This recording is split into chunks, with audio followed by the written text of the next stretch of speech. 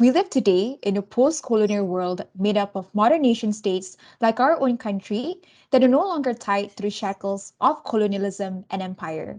The Matsalis have left, the ships have departed, the flags have all gone, and we now celebrate our independence every year, waving our own flags with pride.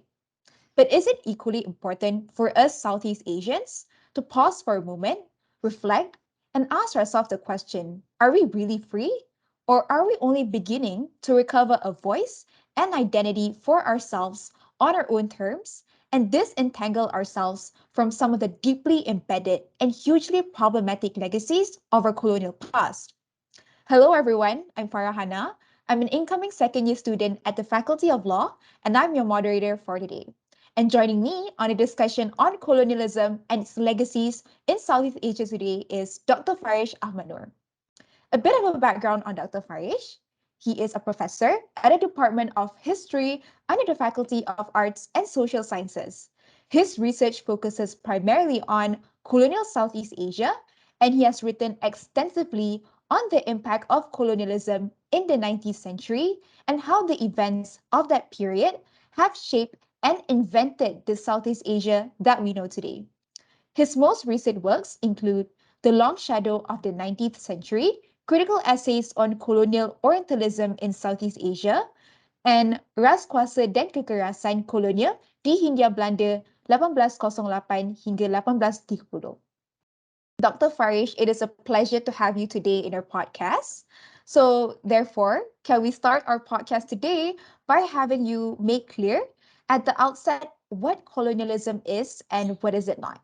Okay. Well, thank you very much. And I'm very, very happy to be here to discuss this topic with all of you. It is a topic that's very close to my heart.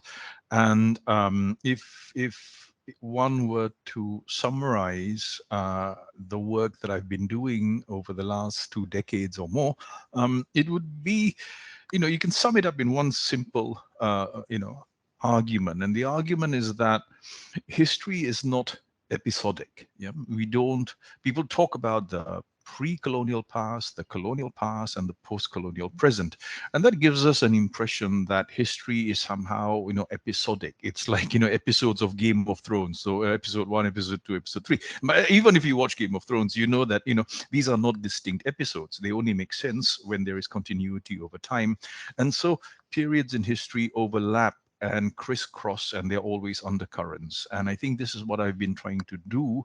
And I'm not the only person doing it. Some people call it, deconstructive history. It is an attempt to present history as a living phenomenon that is not episodic, that is not linear, that history is actually histories, and that there are many currents happening at the same time. Now, of course, today we're going to talk about colonialism. Okay.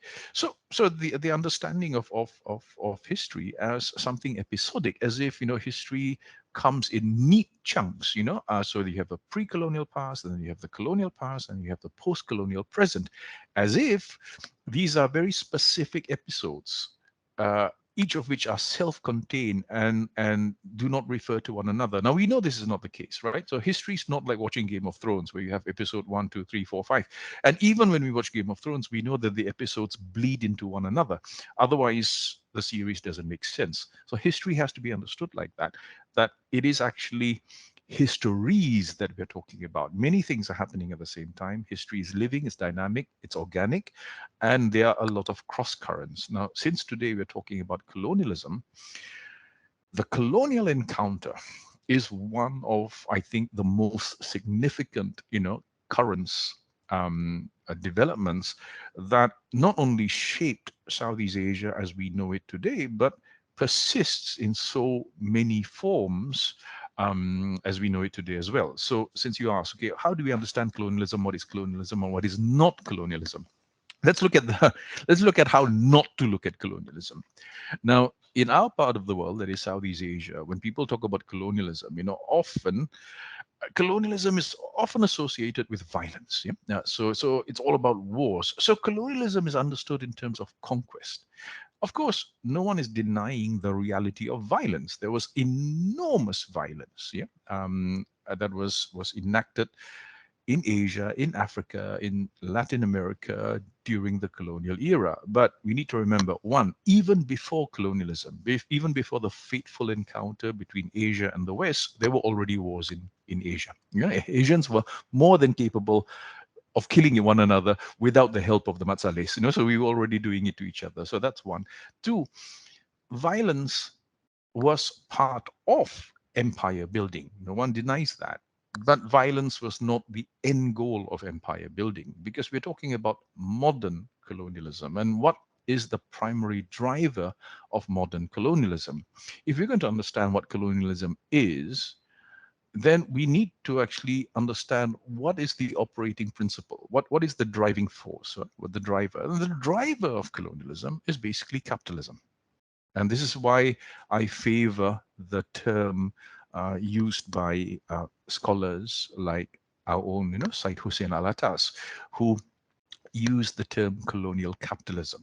Yeah, because the driving force behind this search for new territories was the logic of modern capitalism, which marks the birth of modernity. This is an important shift that takes place first in Europe, and then it impacts on the rest of the world. So the primary agents and actors, often when we talk about the beginnings of modern colonialism, we talk about countries like Britain or Holland or Spain or France, and of course these countries were involved, but the primary actors and agents were actually commercial entities.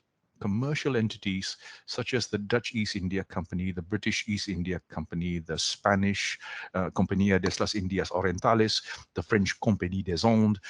These are modern entities. These are modern entities, and they mark a very important change in the way that politics and governance was conducted, because for the first time you have capital accumulated by citizens who then are either given or who usurp sovereign power to go out and conquer territories for the sake of acquisition. So what's the driving force? What is colonial capitalism all about? It's all about the acquisition of territories and commodities, including human beings, as human labor, as human commodity. So that's the thing. No country conquers another country just because they like the beach. Yeah, I mean, no one's going to conquer Indonesia because they want to go surfing in Bali. That's not the reason. What's driving it is the search for commodities and markets and the building of markets. And in that respect, when we talk about colonialism today, we're talking about something very modern. Everyone keeps saying, "Oh, no, colonialism is in the past." In the past, no, it's not in the past. It's alive and well right in front of your eyes every single day today, because we live in the modern era.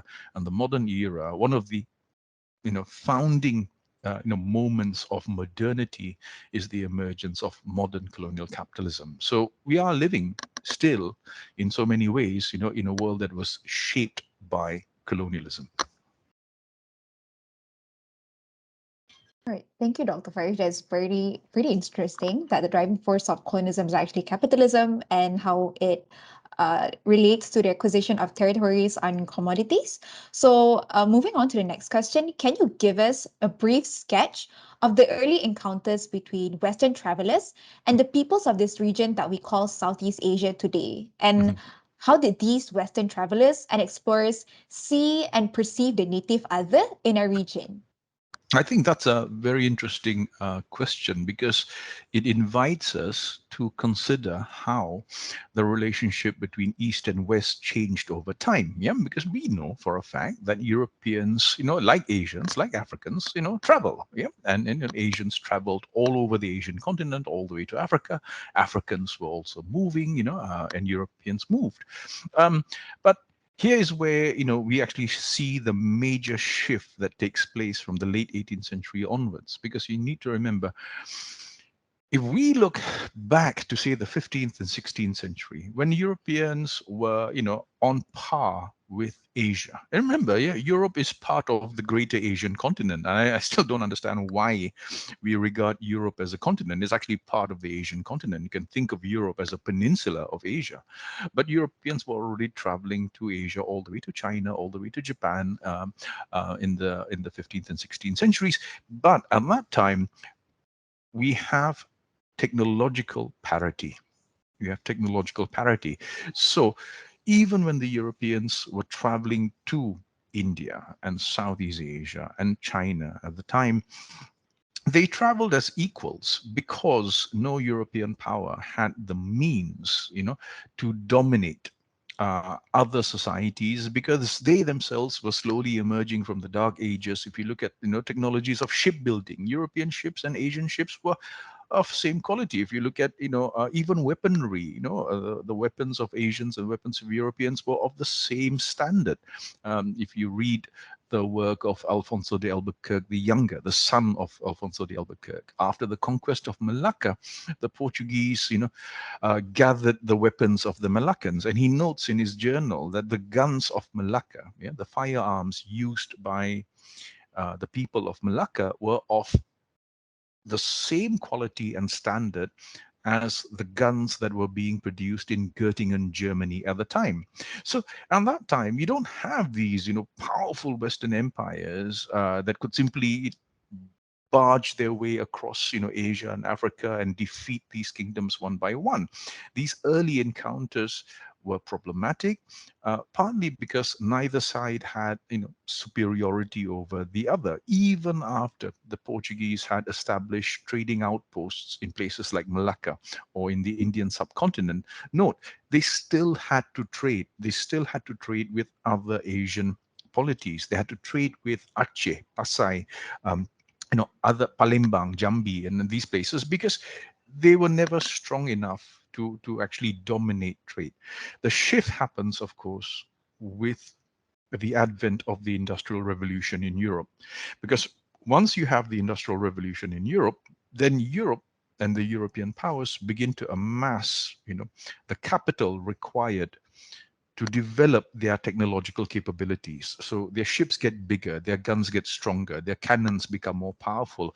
And in time, that parity that we had in the 15th, 16th, even the 17th century gives way, and European powers become increasingly powerful. And again, what's driving this? It's capital. It's capital, because the profits that they amassed from their trade in Asia and Africa were funneled back to Europe in order to build upon their technological prowess, to the point where with capital there could be innovation, and technological innovation gave them the advantage which they have until today. Yeah.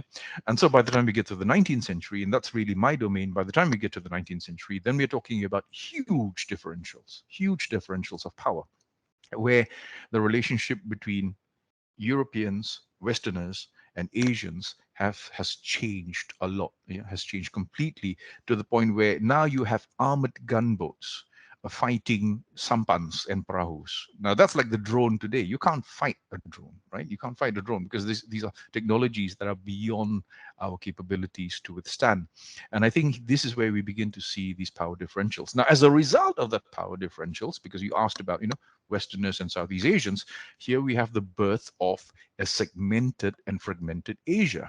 And it's in the 19th century that this region, our part of the world, was literally cut off from the rest of Asia as a result of this new language of empire, the vocabulary of empire, that then creates a new imperial geography where Asia, which is known to Asians, gets cut up like a cake into chunks. So then you have South Asia, Southeast Asia, East Asia, Central Asia, and what have you. Now, of course, this is deeply ironic, because everyone talks about Southeast Asia. We consider ourselves Southeast Asia, but let's always remember the very idea of Southeast Asia itself is not a Southeast Asian idea. It's an imperial geography that we have inherited, because our ancestors never considered themselves Southeast Asians. As far as our ancestors were concerned, it's highly likely that they saw themselves as being at the center of the world. And why not? They were at the center of the world. Yeah. In the same way that if you're in China in the 15th century, that's the center of the world. If you're in northern India in the 15th century, that's your center of the world. And we in maritime Southeast Asia, that's our center of the world. But our center of the world then gets classified as southeast of Asia, even though we never saw ourselves as being southeast of anyone. So the very term itself, when we talk about the encounter between the West and Southeast Asians, Nobody refers to Westerners as, West Asians. Even though, like I said, as far as I'm concerned, Europe is a peninsula of Asia as well. It's still part of the great Asian continent. But Europeans somehow are no longer part of Asia. And these changes, these subtle changes in language, reflect the changes in power and power differentials between East and West. And I think this is, the important change that happens. What began as a relationship of relative parity, relative equality, eventually becomes a very unequal relationship between East and West, where it is the West that increasingly has the power to determine the identity of the East. And so Europeans can carve up the map. Europeans can divide Asia into, geographical units: southeast, east, west, south, central, or what have you. And I think all of this, the language of geography, is imperial as far as his history is concerned, which is why, history and geography cannot really be separated from one another. All right.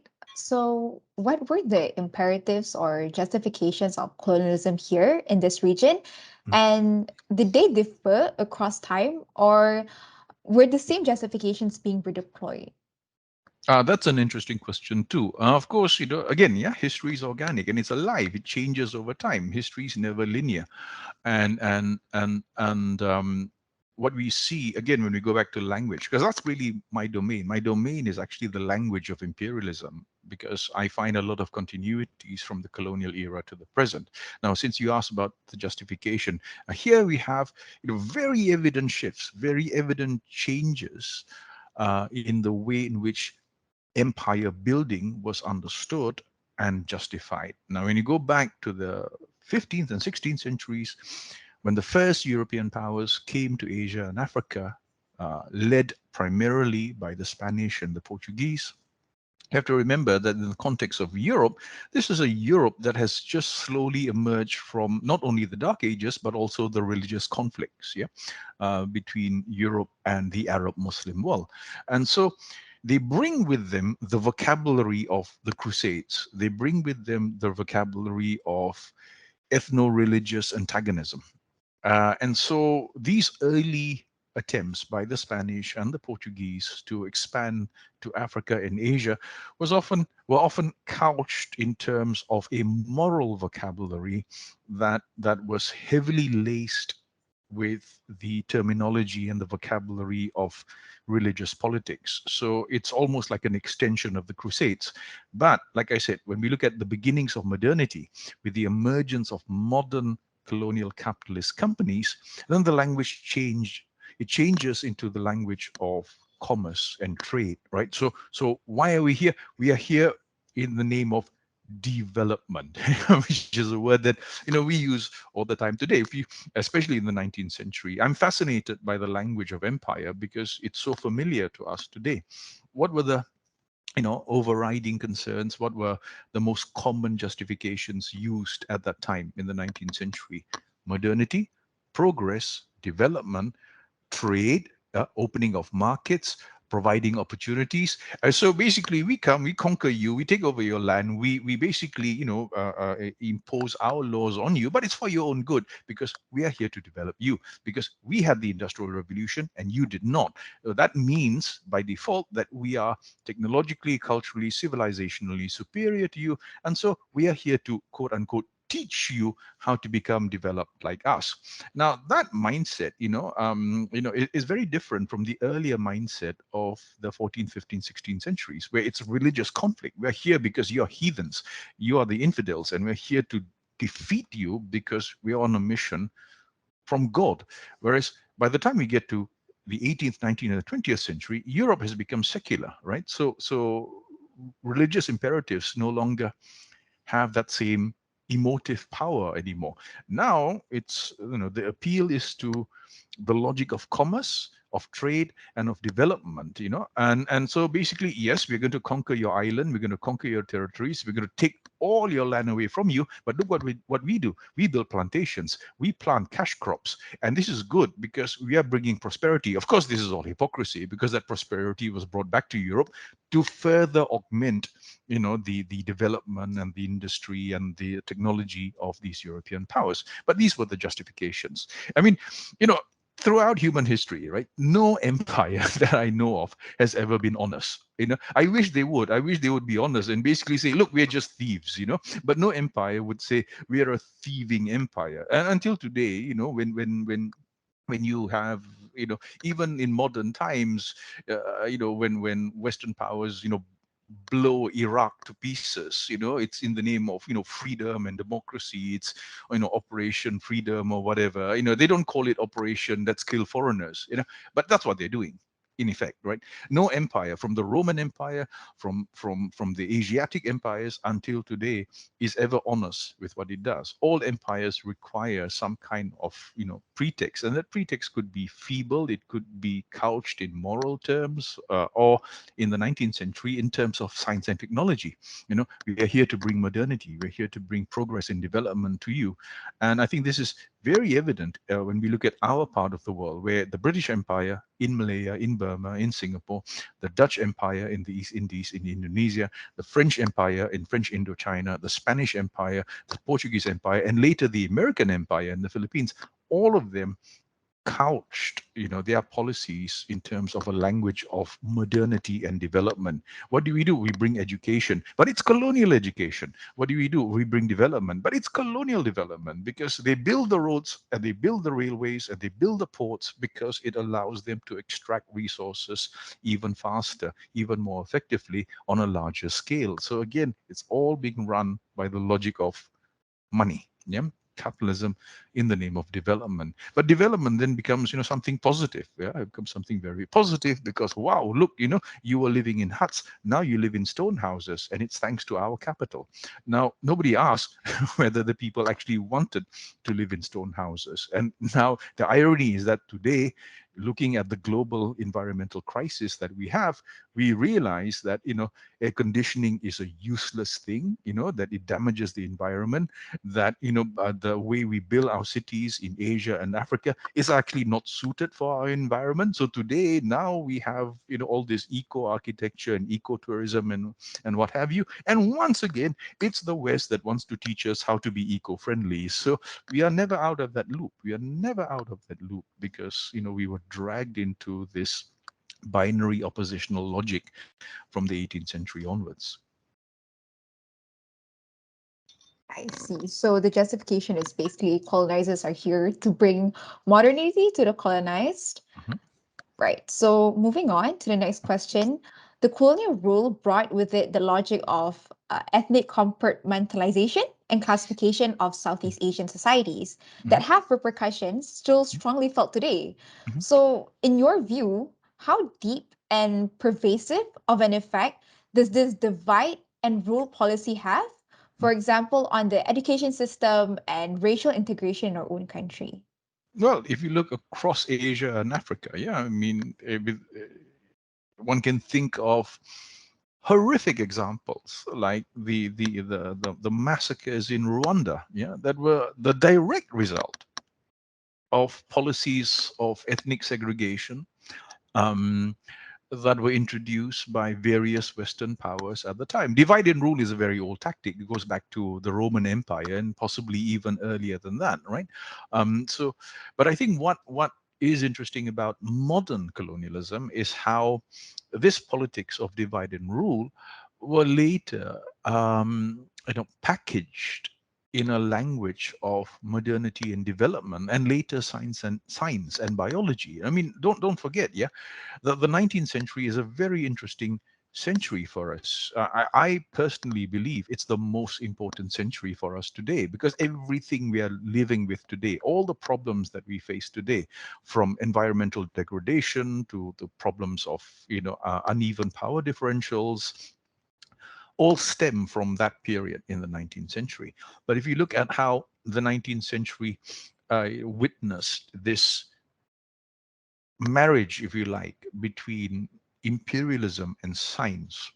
Something that I think deserves a lot of study in our part of the world, and we don't study it enough, is the emergence of modern pseudoscientific theories of racial difference. Yeah, and where in the 19th century, even Western universities, were teaching theories of racial difference on the basis of the idea, which today we don't accept, that the human race is not one human race, but we are actually separate races. Yeah. So, and this is what we call the theory of polygenesis, that we are not one species, but we are actually different species. So, white people, black people, Asian people actually were then thought of as being different races. And not only were they different, they were then ranked, in hierarchies with, of course, the white people at the top.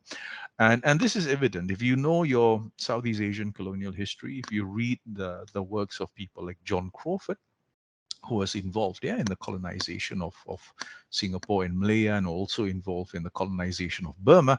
People like John Crawford were openly, writing about how Southeast Asians could be divided into, distinct categories of development. Some of these quote unquote races were slightly more advanced, others were barbaric, some were savage, almost animal like. And right at the top of the hierarchy, of course, were all the Europeans, because Europeans were above and all the other Asians were below.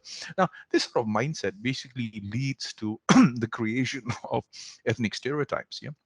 And the 19th century is a particularly interesting time, because how do you create these stereotypes? You can create these stereotypes through language, through writing, but you can also solidify these stereotypes through all these pseudoscientific studies, of human behavior and human appearance.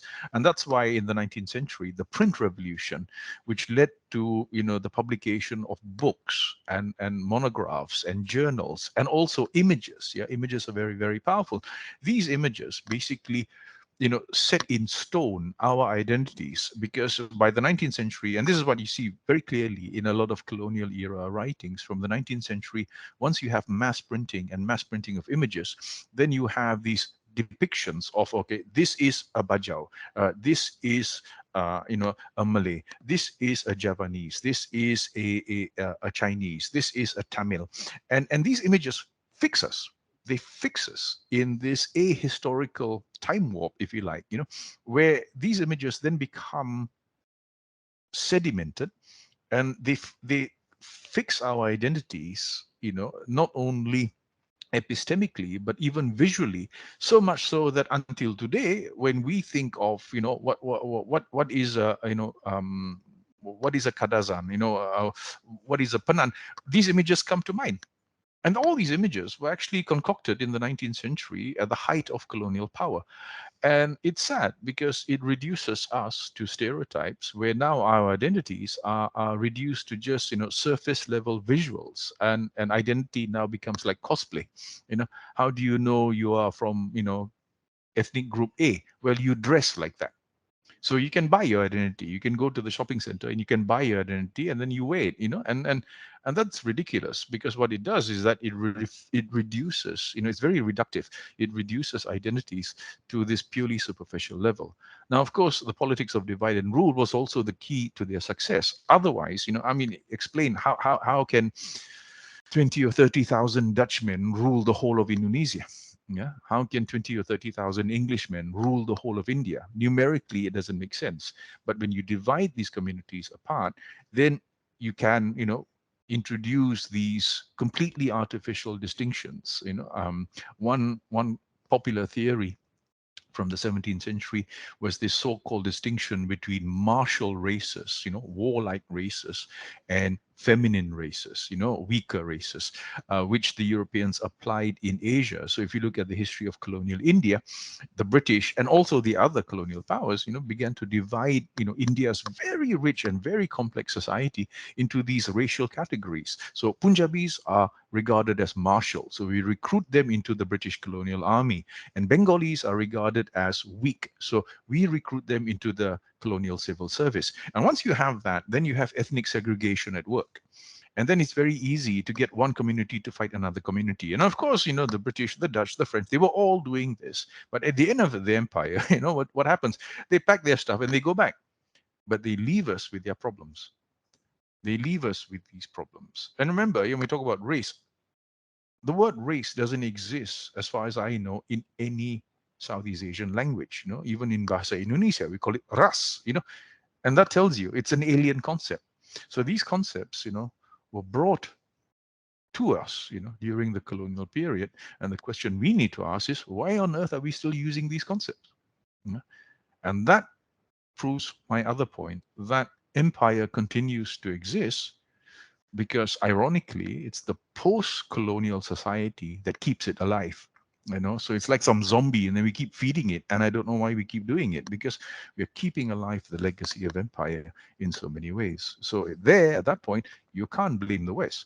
We need to look at ourselves and ask ourselves, why do we still hold on to some of these categories, some of these terms, some of these phrases? I'm very uncomfortable using the word Southeast Asia because I've always argued that the idea of Southeast Asia is not a Southeast Asian idea. But of course, even in academic discourse, what else am I going to call it? I can't call it Apple, right? I have to call it something. And so uh, we are stuck with it. But we need to be aware and always ask ourselves, I'm a historian with a linguistic bent, so I always look at the history of ideas and the history of words. We need to understand where our vocabulary came from. Where do these words come from? Why were they brought to us? What were they used for? And how are we using them today? So to go back to your question about, the politics of ethnic divisions, well, ethnic divisions were one of the keys of success.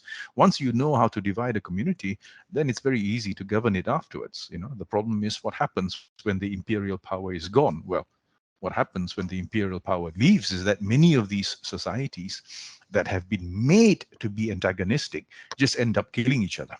And we see this played out in so many sad cases across Asia and Africa until today. All right, so that was very interesting. I guess the effect is the creation of ethnic stereotypes through Mhm, language and studies. mhm, And I also agree that we still hold on to these categories and phrases. And I also agree that we need to ask ourselves and understand why we still use it.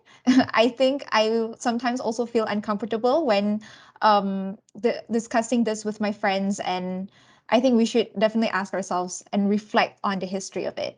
So, mhm, moving on to the next question.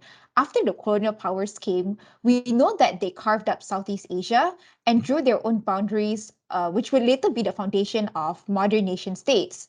mhm, However, this carving up is entirely in contrast to the nature of fluidity and mhm, great movement that had characterized much of early Southeast Asia. So, and this carving up had terrible political consequences that last until today. mhm, So, can you tell us more about the historical context of this region and its mhm. contemporary politics? Well, I think if we want to keep this short, I think one thing that we've lost, yeah, is that sense of fluidity and movement and the dynamism that characterized this region, which was eroded and curtailed during the colonial period as the result of these sort of imperial geographies being imposed on us. I mean, if you look at um, uh, Peninsula Malaysia and Sumatra. As far as I'm concerned, that's part of the whole world of the Malacca Straits. The amount of volume of contact of people crossing, back and forth all the time, because we are not strangers to Sumatrans, and Sumatrans are not strangers to us, right?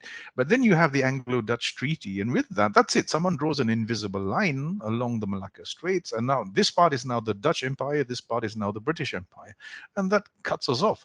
If you look at our connections with India, the Indian Ocean is not a barrier, it's a corridor. I always say you have to think of, South Asia and Southeast Asia as two rooms in the same house. And the Indian Ocean was basically the corridor that connected two rooms.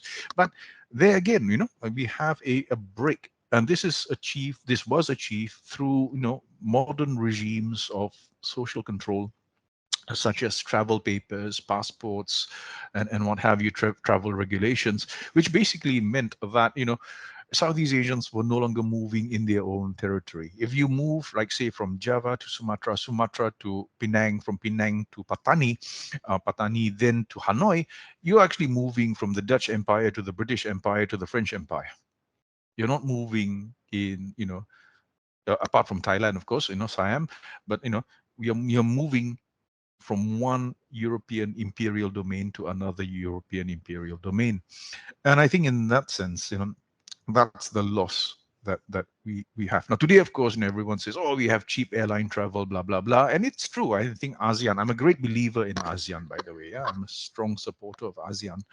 And of course, and I think ASEAN has done a lot of wonderful things. One of the things we have now is, the freedom of movement of all ASEAN citizens.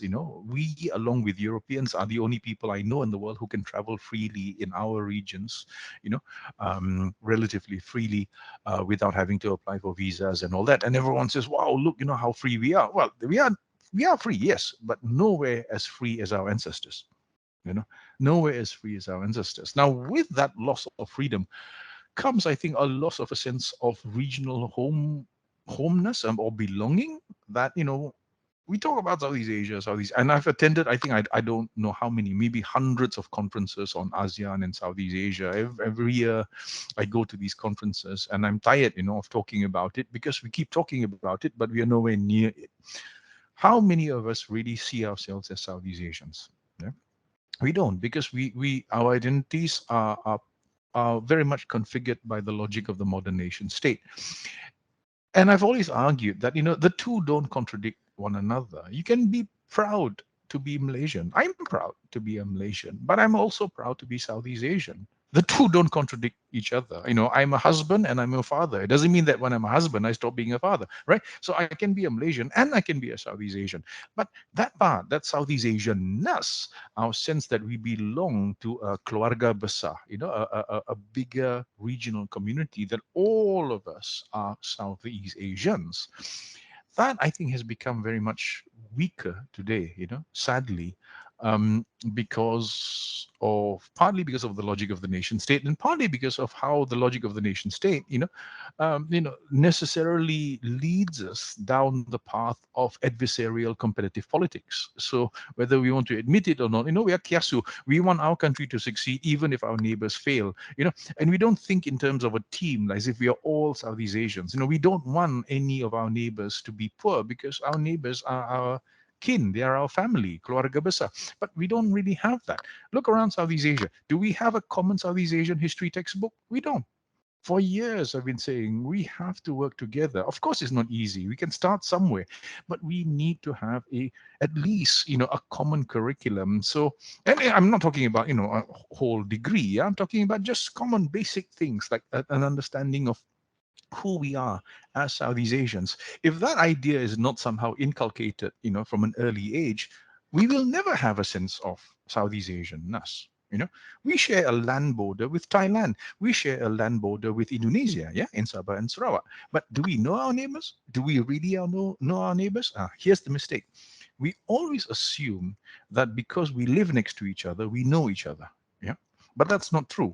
You can live next to your neighbor for 10 years, you don't know your neighbor. Just because you live next to them doesn't mean you know them. In fact, you might hate them, right? So just because we live next to each other doesn't mean that we know one another. Sadly, and I speak as a teacher who's taught not only in Malaysia but also in Singapore, Indonesia, Philippines, and Thailand. When I look at the state of students in particular across Southeast Asia, I have to say, sadly, that our younger generation don't really know one another. And that, I think, is a big loss. That, I think, is a big loss. The only significant thing I saw before COVID was the slow emergence of a new phenomenon, which is the young Southeast Asian backpacker. When I started my work as an academic years ago, when I was doing field work, right? In academics, we all poor, right? No budget or whatever, so I have to stay at cheap hotels, in Indonesia. The only backpackers I saw were white. So you have Australians and Europeans backpacking, and I'm staying in cheap hotels because I need to do my field research. Um, the last 10 years, I began to see Southeast Asian younger generation Southeast Asians. Yeah, because older generation I give up already. When they want to go on holiday, they want to go to London. They want to see the Queen. Now Queen pun tak ada dah, they want to go to see the Queen, or now they have to see Prince Charles, King Charles. But older generation are not so much interested. The younger generation, I thought, was, I began to see Malaysians backpacking in Indonesia. I began to see Indonesians backpacking in Thailand. I was very happy to see that, because it meant that slowly, at least in our arts scene, our cultural scene, we have a very vibrant Southeast Asian cultural scene. If you look at filmmakers, a lot of filmmakers, young filmmakers in Southeast Asia, really, think of the region as their audience, and I think this is what we need. This is what we need. I think, apart from being a critic of colonialism, one of the things I want to do in my work is I want to encourage Southeast Asians to understand their region critically, but also I would like them to develop a sense of a common history of our region and an awareness that actually Southeast Asia is our tanah air. Yeah, it's our homeland for all of us, because we are all Southeast Asians. I think that's very powerful, Huh? Doctor. So, moving on to the last question, I think this is a very interesting one. So, the relationship between a former imperial power and her former colony in today's post-colonial world is not an easy relationship to mend, given all the colonial violence and exploitation that has been committed unto the colonized and the erasure of these violence by the colonizers themselves, who refuse to acknowledge them. For instance, a formal full apology by the Dutch to the Indonesians for the Mhm, atrocities they had committed during Indonesia's 1945 to 1949 struggle for independence was mhm, only issued by the Dutch government in February this year. mhm, But it is important to note that the apology is only for the period of 1945 to 1949 and not for their 350 years of mhm, colonization. mhm, And another example is the passing away of Queen Elizabeth II. Just recently has also drawn mixed reactions from around the globe because of her association with the British Empire and its legacy of violence. mhm, So several states, such as Penang and Selangor, have flown the state flag at half-mast as a sign of respect for Britain's Queen Elizabeth II's death. So, like, in your view, how mhm, should we, who were the colonized, mhm, situate ourselves in this relationship with them who were the colonizers? Like, mhm, do we romanticize and praise them for all of the progress that they have brought, or do we denounce them and swiftly pronounce moral judgment on them and mhm, join in the buzz to decolonize everything? mhm. Or is there maybe a more nuanced way of approaching this complicated legacy? Well, okay. History is complex. Yeah, there's no such thing as simple histories, and I think when we want simple histories, we end up distorting history, and we might actually do more damage there. But notwithstanding, I mean, let's not talk about the policies of particular state governments, because this is a global phenomenon. We saw heads of states from all over the world, including the Commonwealth, coming out and offering their condolences. Of course, there's been a death, and of course, I think the polite thing to do would be to offer your condolences. But offering condolences does not erase the legacy of empire, right? And for a period of time, she was the sovereign not only of her particular state, but also she presided over what was an empire. Simple as that. And empires are not built nicely. Yeah, you don't build an empire by being a nice guy.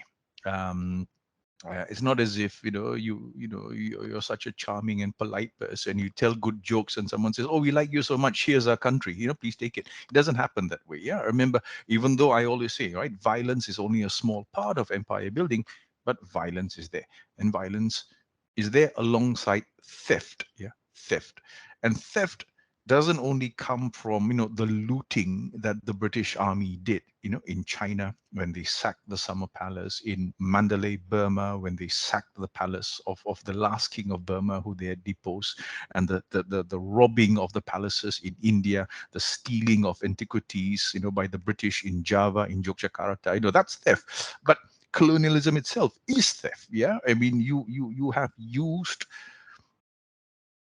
the advantage of, force of power, yeah, in order to compel other communities to give you what you want, including access to your land and natural resources and your human capital. And that is what empire is about. You can dress it up any way you like. You can dress it up any way you like. You can put ribbons on it and you can hang My Little Pony on it. Empire is empire. And she was, the head of an empire. Yeah, and even the titles that they have, it's the Order of the British Empire, and so don't forget about that. And I think what I find interesting about this whole exercise is the way in which, in a sense, you could say, in retrospect, she was probably the best piece of propaganda that Britain had in order to sanitize the reality of imperialism. Yeah, it would have been very different if instead of Elizabeth, there was, say, a man. If a man who looked anything like her father, or even worse, her grandfather, King George, a beard, mustache, and all that stuff, and you won't have this soft face of empire. You would have this, masculine, aggressive face of empire, a kind of Bismarck or Stalin or whatever. And I think then there won't be any of this romanticism. I'm always fascinated by how people romanticize empire, because it's almost as if the reality of imperial rule is too unpalatable that they can only digest it if you sweeten it a bit. Yeah. But for those who may, have these sort of nostalgic longings for empire, and this is not new, it's not unique. I've seen this everywhere, from India, Pakistan, Bangladesh, all the way to Philippines. You have, people who earlier generations lived under colonial rule, and these people, especially the younger people who never experienced imperialism itself, right, somehow trying to understand the enormity of, living under imperial rule, and they can't get it. So they need to somehow sanitize it or sweeten it, through, these homely tales of, oh, she's a kind grandmother and all that. Well, her father and her grandfather, were also, homely people, homely men who happened to preside over imperial armies that committed mass murder. So don't forget that. And don't forget that on the crown that she wears on her head are jewels that were stolen, taken forcibly from, parts of Asia. So all that glitter that we see, it's like, people wasting their time watching these moronic, influencers on social media, flashing their handbags and all that, forgetting that, a lot of that's dirty money, and your jewelry and your makeup and all that. There's a hidden story to that, which is not palatable. It's not pleasant. Like it or not, I think we have to deal with the legacy of empire, and the legacy of empire lives on until today. It lives on until today. And if you look at, the recent example of COVID, you look at the most obvious, differentials of power and economic power, where, it's all the first world countries that have this enormous wealth to buy all these vaccines, and poorer parts of the world like Africa, well, you guys can die because, you're poor anyway. And poverty is not natural, it's engineered. You engineer poverty in the same way that you create wealth. And so there's human agency there. Yeah, there's human agency there. And so we can't be fatalistic about this and say, well, you can't do anything about Africa. No, you can do as much as you can about Africa, because the poverty of Africa is not something that dropped out of the sky. Yeah, it's not from your horoscopes. It's not because Saturn is in Venus and all that nonsense. It's because of hundreds of years of slavery and colonialism that has completely bankrupted and crippled these economies. And so, no matter what kind of gloss you want to put on someone like, Queen Elizabeth, she and the institution she represents, presided over that. Like it or not, she presided over that. And I don't think, and I think what was the most startling for me was that throughout this, one whole week of propaganda, especially from the BBC, there was hardly any talk about, you know, the, the British Empire. Yeah. Uh, which basically was the thing that furnished Elizabeth and her predecessors with the authority and standing and stature that they had. You know, if Britain was just some small, tiny little kampong island of Europe and its main export was potatoes, this would not be a problem. But this was, one of the most powerful empires in the history of the human race, and you cannot therefore have a discussion about, the sovereign of England without talking about the history of British imperialism as well. And I think this is why, again, sometimes historians like me, we feel we are fighting a losing battle, because as much as we try to remind people of these things, I can go on and on like this as much as I like, but right after that, people will just switch to TikTok and watch the next stupid 15-second video, and that's it. All of that is forgotten. That's how easy it is, yeah, to erase empire. That's how easy it is to erase empire until today. And I think that's the reason why I continue doing what I do, because I think this is something that has shaped the world we live in. All of us are defined by it, even if we don't want to admit it. And I think it's something that we need to understand in order to understand who we are as individuals, as nations, as people of Southeast Asia. Thank you so much, Dr. Farish. But it was a very fruitful session, and I hope that it could help some of the listeners of this podcast to and reflect on this session and what you have given us today. So I'm afraid we're running out of time. So there you go, everyone. That concludes today's podcast on colonialism. We hope you gain a thing or two from this podcast. And Dr. Farish, thank you so much for joining us today. It was a very fruitful and informative session. And thank you too to the audience that tuned into this podcast.